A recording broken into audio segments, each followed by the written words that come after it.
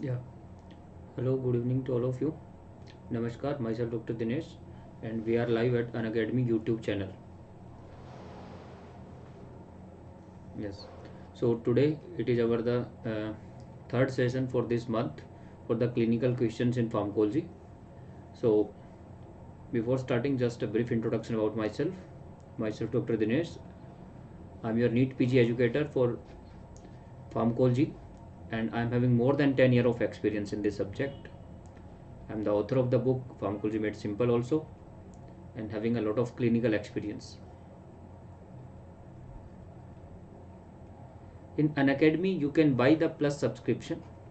You can use my code, that is Dr. Dinesh, to get the 10% off on the subscription. In this plus, we have the daily live classes.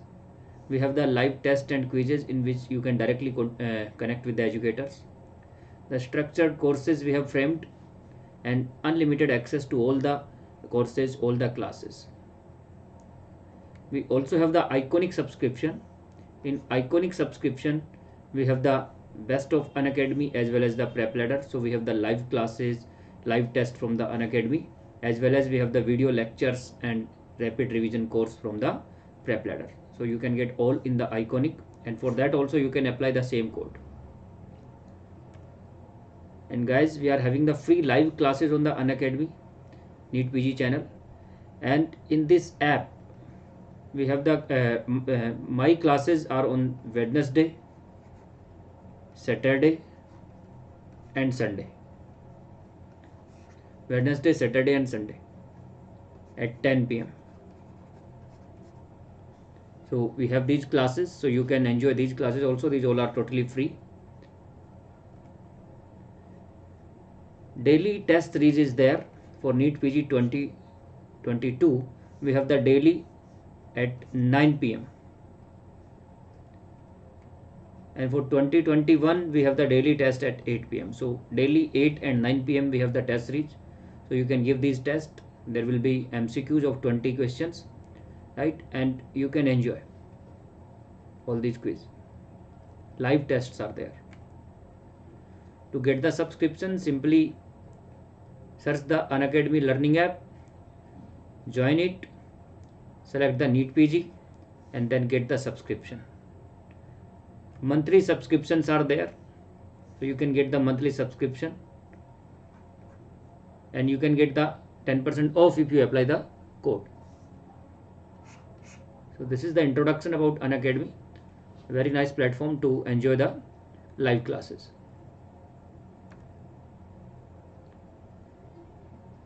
Yes.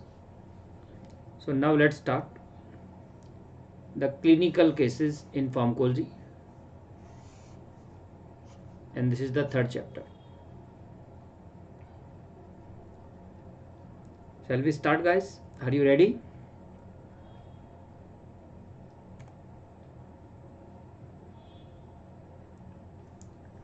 Okay. So a 65-year-old man presents to your clinic complaining of a gradual onset of stiffness in his extremities. You notice that he has a blank expression on his face.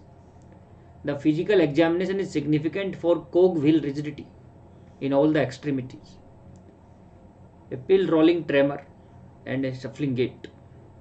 He was started on levodopa therapy, but after few years he is having these symptoms again, even after taking the drug regularly. You decide to start the patient on a medication that will help in these off effect of levodopa. Which medicine was started? So by the case you can easily say that this drug is basically this condition is Parkinsonism. All the symptom of Parkinsonism is given.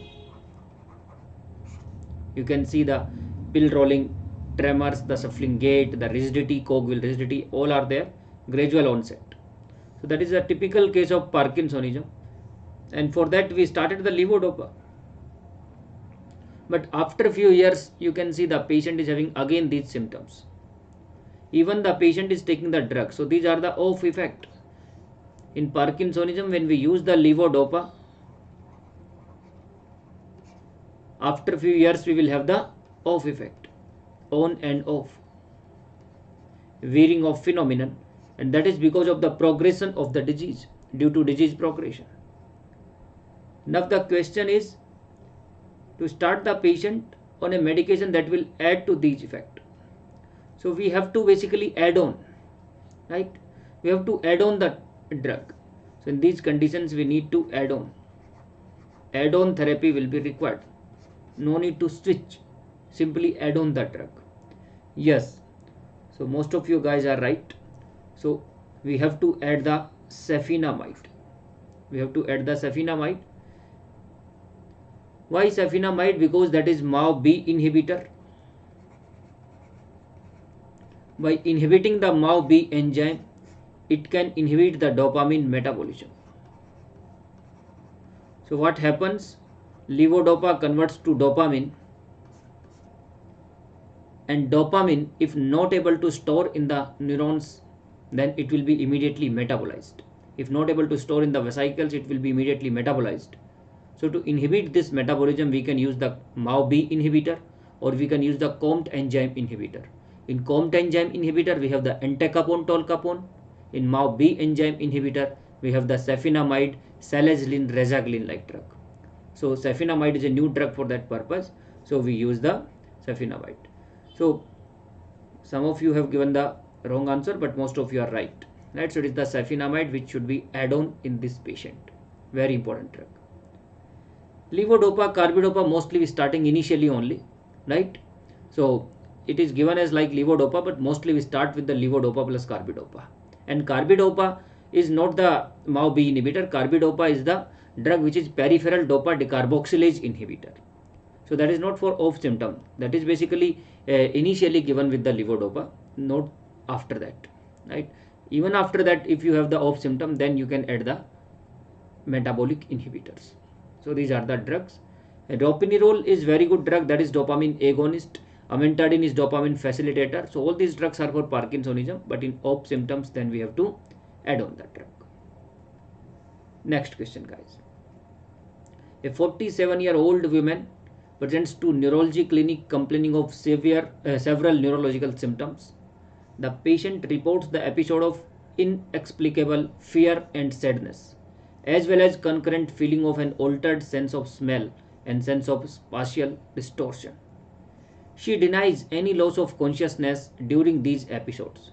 You diagnosed her with the simple partial seizures and prescribed a medication which likely interrupts the nerve conduction across the synapse by binding to synaptic vesicle proteins. Which drug is this? Carbamazepine, oxcarbazepine, gabapentin, or levetiracetam? Yes, guys. So the patient is having the simple partial seizure, and for that we started a drug in this case, and that is acting via binding to synaptic vesicle proteins. So by name you can see synaptic vesicle proteins. These are SV2A proteins. So inhibiting the SV2A, and that drug is very important drug, that is levetiracetam. That is very important drug, that is levetiracetam. It is very good drug nowadays, very safe drug also. Even during pregnancy, it is one of the safest, right? It is the safest drug during pregnancy out of the antiepileptics. So very good drug. That's why it is also used in the patients, like female patients who is going to be pregnant, right? So you can say in the juvenile females, when they have the myoclonic seizure, then also we can start the levetiracetam, right? It is very important drug. It is acting via SV2A. Very good, guys. Next question. 15-year-old male presented to the psychiatric outpatient department with a 5-year history of repetitive involuntarily blinking. 15-year-old male. 5-year history of repetitive involuntarily blinking, shoulder shrugging, and whistling. Symptoms tended to be exacerbate when he was fatigued, stressed, or sitting idle. He could only voluntarily suppress the tics for a few minutes at a time, but this was associated with severe stress and restlessness. He has taken haloperidol in the past, but left the treatment because of side effect. which is the best medicine to start to him now? Yes guys, so what is the best medicine in this case? It's a typical case in which we have already given the haloperidol. So first, what is the diagnosis? The diagnosis is having the tics, so it is the Tourette syndrome. Tourette syndrome, you can see tics are there, and then when he is trying to control, but when he is trying to control, he becomes the stress, right? So stress, restlessness, so having the some sign of OCD also. So what we can do in this, already the haloperidol was given, but now because of the side effect he stopped the therapy. So this is the typical case when the haloperidol was given, but the patient is now not taking the medicine, right? So whether because of the improvement problem or due to side effect, or in this case it is due to side effect. Now which medication is best to start him? So definitely if we want to give the drug and we want to avoid the side effect, then which drug will be given? No, methylphenidate is not for best for Tourette syndrome. It is used in the Tourette syndrome patient if they have the attention problem. In this child there is no attention problem. Valbenazine can be used in Tourette syndrome, but again it is not a choice. The aripiprazole is the drug which is having very good role in the patient, because already the haloperidol, the typical antipsychotics, were tried, and now we don't want to give the unnecessary side effect by giving the typical one. So because the effect was good, but because of the side effect he left the treatment. So we'll start with the same group of drug, antipsychotic drug. They are very effective in the treatment. So aripiprazole is the atypical antipsychotic, that is very safe drug, and that will be given, right? This is important. Overall for tics, nowadays the best drug is clonidine. Overall for tics, the clonidine is having very good role in the tics treatment. Clonidine, alpha 2 agonist, right? But in Tourette syndrome, the antipsychotics, they are important. We are using the benazines also off-labelly. Benazines like deutetrabenazine, tetrabenazine, valbenazine, but they are not better than these antipsychotics. Antipsychotics are only having the problem of side effects. Otherwise, they are very good in this treatment. So because of these side effects and all, they are not the first line drug nowadays. But you can see in this case already the patient was on haloperidol and the effect was good. So because of that we shift the patient to aripiprazole. Beta atomoxetine is given, Apurva, when the patient is having attention problem, ADHD. Then we use, right? Okay. Next question, guys. A 50-year-old patient presents to the hospital for a planned surgery. You use standard anesthetic agents to sedate the patient, including the succinylcholine and halothane. After 1 hour, you notice that the patient body temperature has risen to 102 and heart rate is 120 beats per minute. And he is over breathing. Examination of the patient's urine reveals a very dark fluid that is likely to be due to rhabdomyolysis. You ask the surgeon to stop the procedure and begin the treatment with an intravenous antidote. So stop the procedure and give the treatment with this. Balaji, methylphenidate is not contraindicated in Tourette. It can be used in the Tourette who have the attention problem. Right? It is one of the drug, but not the choice, not in all the patients. Right? Yes. So what is the diagnosis? So we have used the succinylcholine. We have used the halothane. When the both drugs are used combinedly, they have the very high risk of malignant hyperthermia. Very good. Malignant hyperthermia.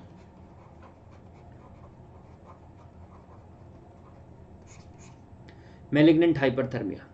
So what you give in malignant hyperthermia? Why the body temperature is high? So body temperature is high because of the ryanodine receptor stimulation. Ryanodine receptor stimulation, calcium entry, continuous contractions. Now, what is the drug of choice for malignant hyperthermia? That is dantrolene, not the bromocriptine. Bromocriptine is the most specific drug that can be used for this, right? Especially in the neuromalignant syndrome. especially in the neuromalignant syndrome patient. But for malignant hyperthermia, the drug of choice is for malignant hyperthermia, the drug of choice is dantrolene. Right? Dantrolene is the directly acting muscle relaxant. It is the directly acting peripheral muscle relaxant, skeletal muscle relaxant. Very good drug. Very good, guys. Next question, very important question. 48-year-old woman presents to your clinic complaining of severe lower back pain that developed after she tried to pick up a heavy box. Examination and imaging is suggestive of a herniated disc in the lumbar spine. You begin the patient on a high dose of NSAID and suggest the physiotherapy. After 3 days, she is saying that the pain is unbearable and not controlled. You decided to prescribe a medication that acts as a very weak opioid agonist and also inhibit the reuptake of norepinephrine and serotonin. Last year they asked the question of tramadol mechanism. So this question is very important, clinical question regarding this drug at the synaptic junction. So which medication was tried? Right, so having the opioid as well as non-opioid mechanism. Having the opioid and non-opioid mechanism, so opioid plus non-opioid. Both mechanisms are there, and that is the mixed analgesic. Yes, guys. So it is not D, it is B, Apurva. It is not duloxetine. It is not only SNRI. This drug is having the opioid agonist also. So it is the tramadol, which is the mixed analgesic. It is the tramadol, which is the mixed analgesic, which is opioid as well as non-opioid, and the non-opioid mechanism is this, inhibiting the reuptake of norepinephrine and serotonin. That is also seen with the tramadol. Right? Amitriptyline is tricyclic antidepressant. Duloxetine is SNRI but not opioid. Morphine is opioid. So which is the mixed out of this? That is tramadol. So it is the commonly used analgesic drug. Very effective drug. Next question, guys. A 90-year-old man, MAO-A inhibitors plus tramadol, that can cause the serotonin syndrome. Right? That can cause the serotonin syndrome, that can cause the cheese reactions, definitely Anirudh. Right? 90-year-old man brought to your geriatric clinic by his daughter. He was diagnosed with Alzheimer's disease 1 year ago. Has been treated with the medicine. No, it is not B for his daughter reports that her father dementia has continued to worsen. You tell the daughter that her father will likely need the full-time care at this point. In the meantime, you also advise the another medication, that is natural supplement of a Chinese plant extract. What is this? Natural supplement of. So please read the question carefully. Read the complete question. Don't just go with the superficially with the language. Maybe you had expected this question in a different form, but don't behave like that. Read the question completely. You will get something different.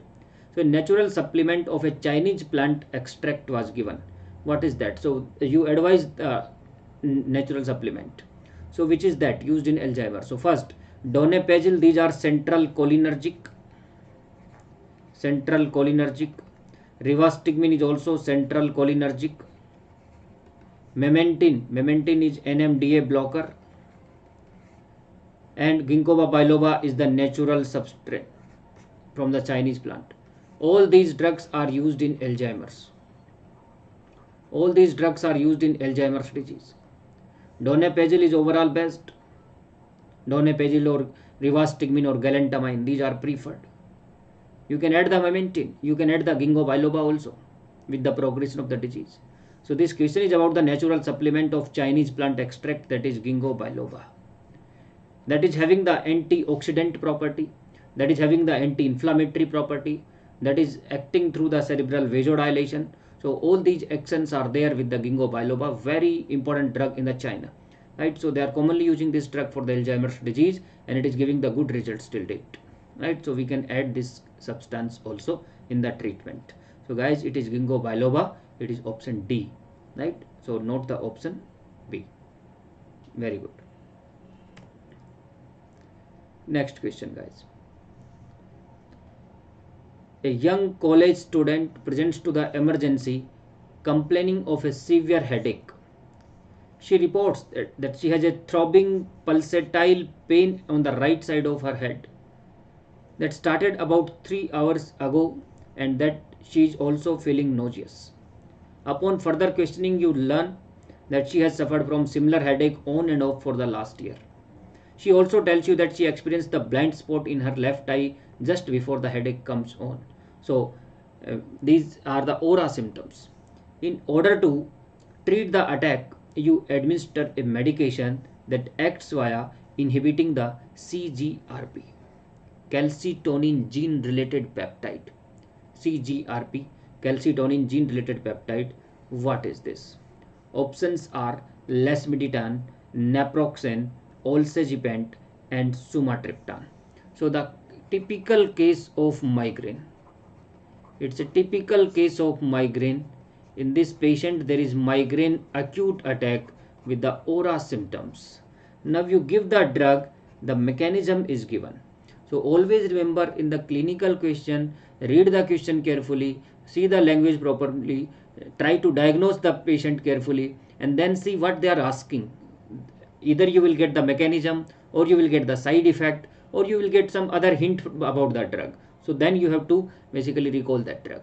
So the drug which acts via inhibiting the CGRP, calcitonin gene related peptide, this is the new target in the migraine. Due to CGRP, CGRP is causing cerebral vasodilation, and that can irritate the neurons. Because of that, migraine could be there. So that is the new pathophysiology. So now out of these drug, lasmiditan, that is also the new drug that is acting on 5-HT1F. 5-HT1F. Naproxen is NSAID, non-steroidal anti-inflammatory drug. Olsegipant is the CGRP inhibitor. Gipant. So CGRP inhibitor. And triptans are 5-HT1B 1D agonist. 1B 1D agonist. So these are the drug. So out of these, which is acting on through the CGRP, that is olsegipant. Important drug. Lasmiditan, that is 5-HT1F serotonin receptor, and olsegipant, that is CGRP inhibitor. Right. We also have the monoclonal antibody like Numab. You will see the N or NU, right? So N is neuron. So Frenumab, Eprenumab, right? So these NU is the monoclonal antibody. They are also approved. So they are also having the effect through the CGRP. Okay, next question, guys. Very important question from the current scenario. Yes. 36-year man came with the reddening of conjunctiva. So young patient suspected of taking a drug. On examination, having the increased pulse rate, decrease in the blood pressure, and in psychomotor performance, but pupil is normal. His sign and symptoms are likely to be due to. So which drug you are suspecting in this case? Redness of the conjunctiva, increased pulse rate, hypotension, decreased psychomotor activity, but pupil is normal. Yes, guys. Based on the current scenario, this is very important question. And let me give you the hint that these are the commonly used substance in India. Right? One of the commonly used substance. Illegally used substance, one of the commonly. Yes, very good, guys. So it is a typical case of cannabis. In cannabis, we have the like either bhang, charas, ganja, right? So marijuana. So it is a typical case of cannabis. In cannabis, one very characteristic symptom is redness of the conjunctiva, one of the characteristic. Second, the size of the pupil will be normal. If you give the cocaine, cocaine is sympathomimetic, and because of sympathomimetic there will be mydriasis. In heroin, it is opioid, opioids are causing meiosis. In alcohol, Mac Evans pupil, right? So the pupil size is changing, but not in this conjunctival, right? Redness and no size change in the pupil size. So that is typically cannabis, very commonly used substance in India. Next question, guys. Very important question again. A 45-year-old business professional is seen in your clinic to discuss the treatment for a generalized anxiety disorder. So he is having GAD. No, it is not A. That's why I told you that read the question carefully. Right? He is currently taking alprazolam as needed, as anxiolytic. So he is taking the alprazolam for anxiolytic. Guys, as I told, it is not A. So please read the question carefully. He is concerned about the addictive nature of his current therapy. He would like to change his medication regimen. You prescribe an thienodiazepine agent that fits the need of the patient. Which medication was prescribed? So please, requesting again and again that don't be in hurry, read the question carefully. Because of your hurry, you will doing the wrong attempt, right?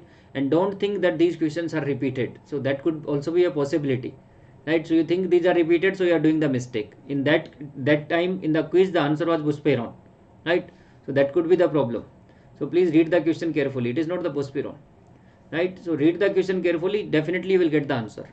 So the patient was taking the alprazolam as anxiolytic, but now the patient is thinking that the drug is addictive, so I will stop the drug. So he is not taking this. So he asked for changing the medication.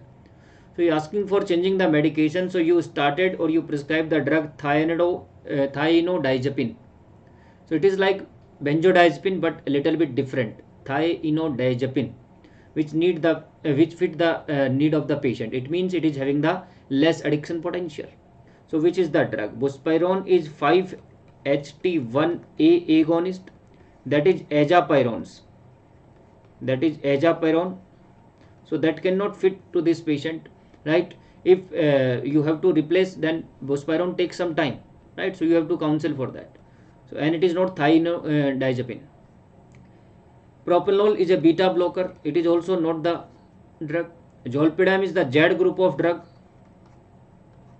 That is also not fit in this category, right? So it is the thienodiazepine, that is etizolam, and it is having the less addictive potential, very less addictive potential, very good drug for anxiolytic purpose. We commonly use the etizolam nowadays.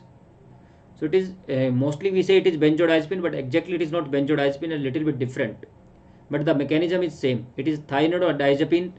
It is having less addiction potential. That is the advantage of etizolam. So in this case, instead of alprazolam, now because we have the better option, so we ask the patient to take the etizolam, right? So this is important. So please don't be in hurry. 35-year-old woman with a history of bipolar disorder presents to the emergency room complaining of headache, palpitation, dehydration. She complains of intense and uncontrollable thirst as well as excessive urination. On physical examination, she appears lethargic with dry skin, dry mucous membrane, and a fine hand tremor.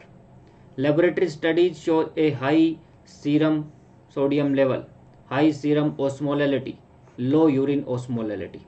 Upon reviewing her medication list, you suspect this medication.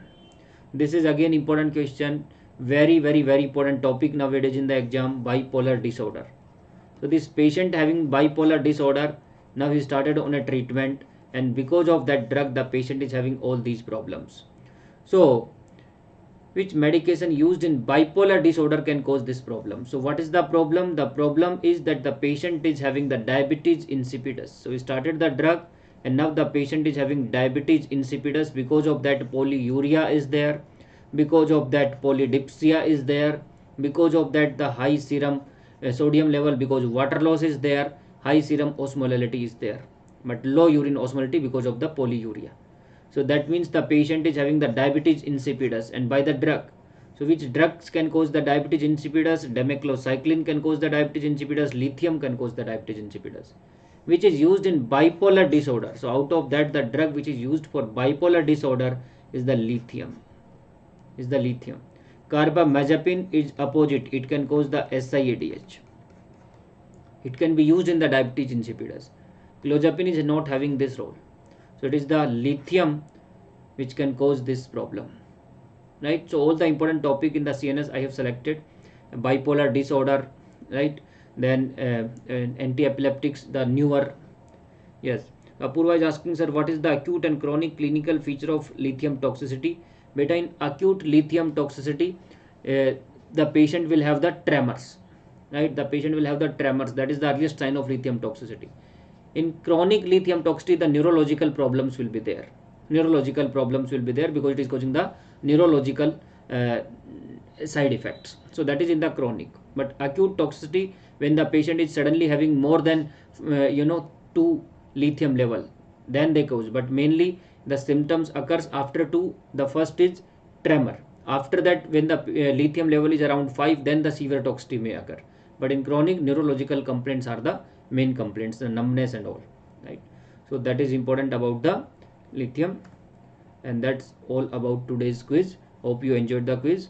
So see you in the next quiz, and you can join our Unacademy app, learning app, and you can get all the free classes as well as the plus subscription is there. Don't forget my code, that is Dr. Dinesh. If you get the plus subscription by this code, you will get the 10% off. So that is all for today. Thank you guys. Bye bye. Take care. Have a nice time. Good night. Namaskar. Jai Hind.